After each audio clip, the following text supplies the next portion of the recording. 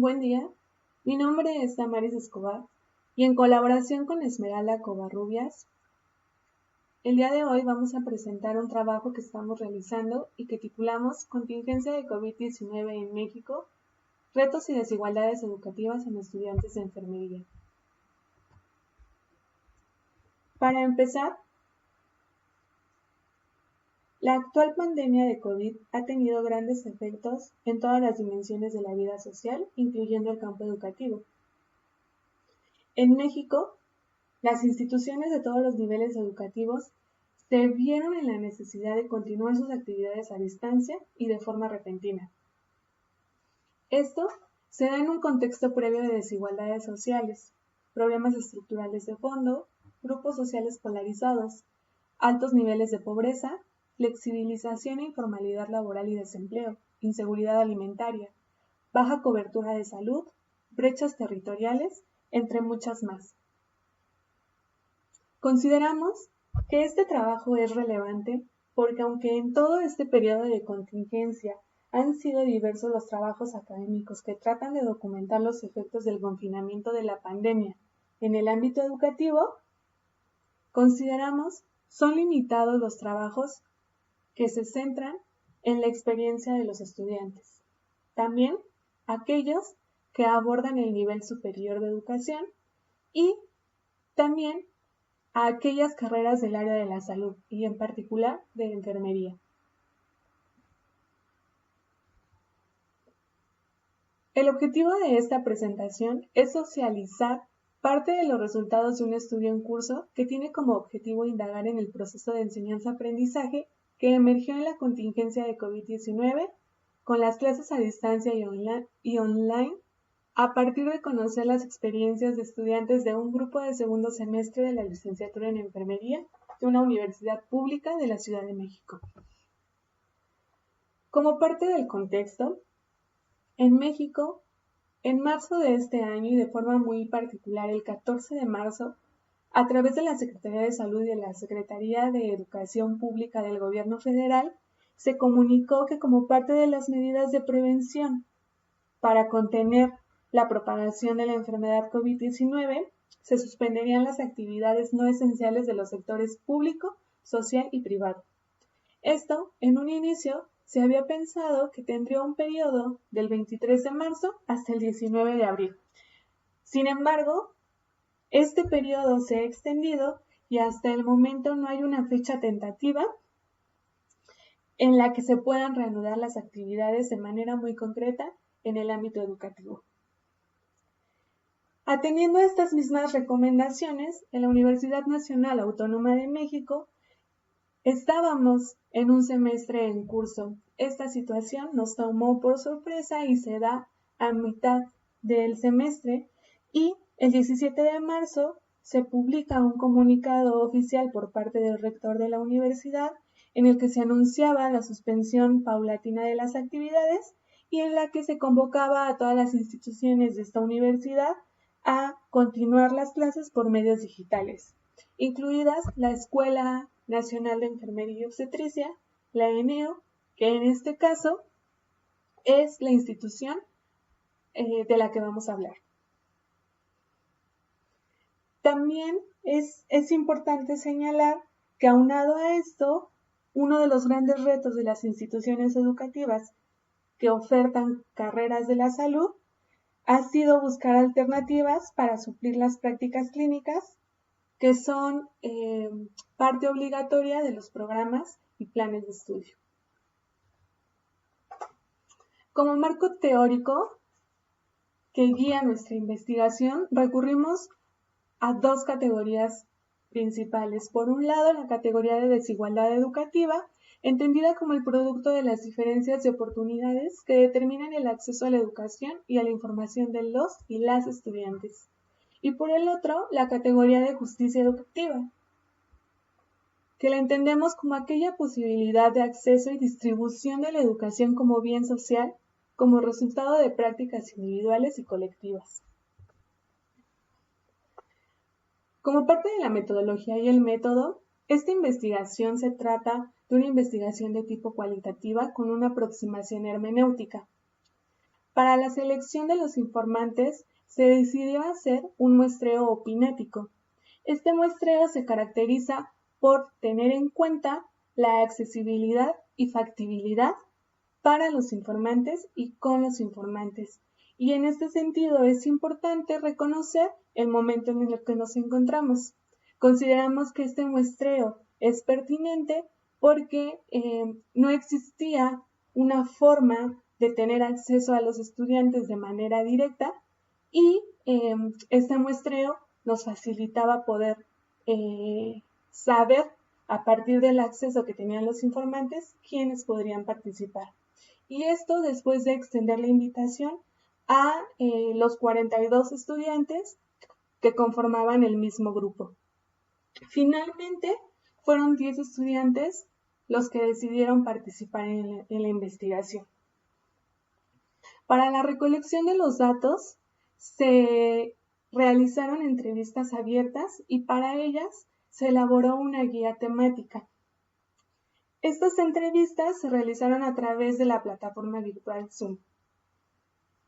Para el análisis de la información, se transcribieron las entrevistas y se utiliza el enfoque hermenéutico para su análisis.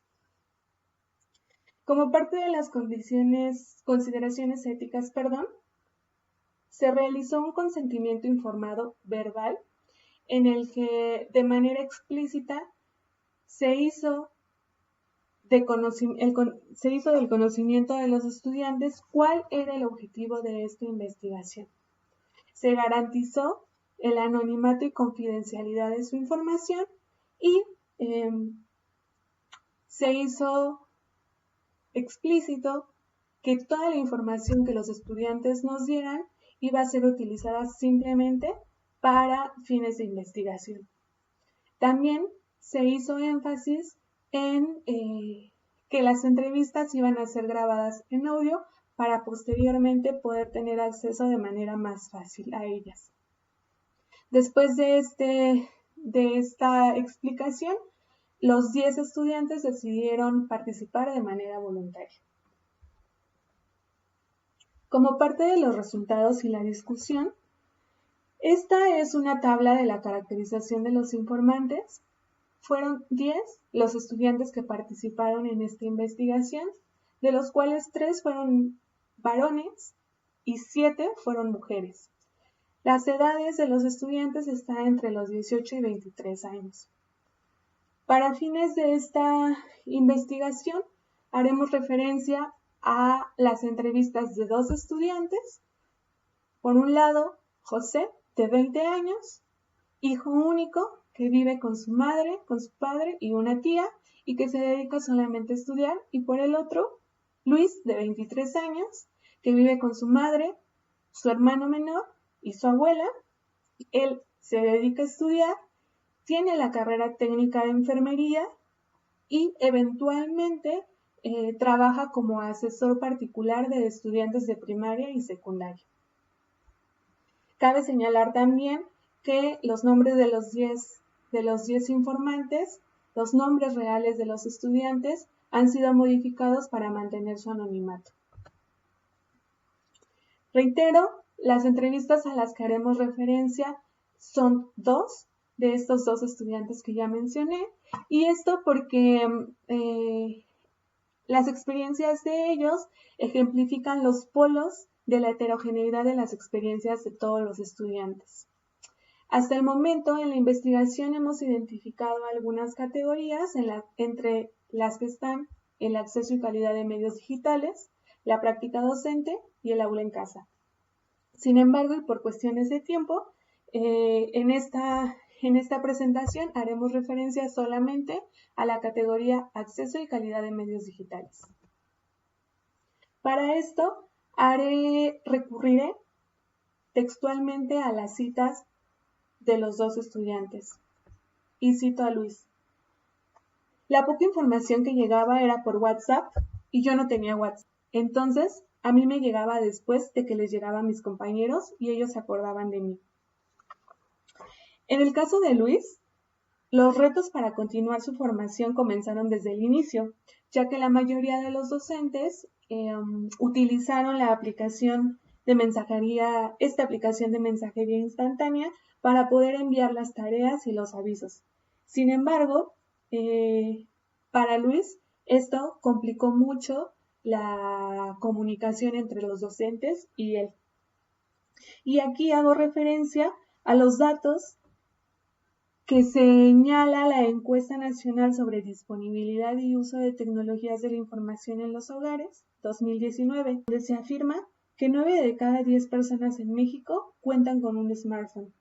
Sin embargo, Luis, en la misma entrevista, argumentó no tener los recursos suficientes para comprar un celular que fuera compatible con esta aplicación y poder así agilizar la comunicación con los docentes.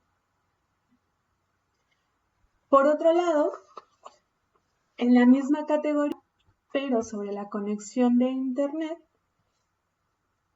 aunque Luis y José tenían acceso a una conexión de Internet, se enfrentaron los dos con algunos problemas de conexión. Y cito a Luis: yo tenía mi Internet trabajando normal con sus complicaciones normales. A veces estaba lento, pero llegó un momento en que muy seguido no había. Tenía que esperarme 5 minutos para poder enviar un mensaje. En la misma línea, en la misma categoría, cito a José: tuvimos como un problemita con el Internet, ya que si yo estaba en una conferencia y algún familiar estaba en una conferencia, alguna de las dos se trababa y había un problema. Tuvimos que contratar un sistema de Internet con banda ancha de mayor cobertura y nos instalaron 2 módems más en la casa para que detuviéramos esos problemas mínimos. En este sentido, las posibilidades de resolver el mismo problema de conexión al que se enfrentaron ambos estudiantes ejemplifica cómo es que las desigualdades educativas están estrechamente relacionadas con las desigualdades socioeconómicas.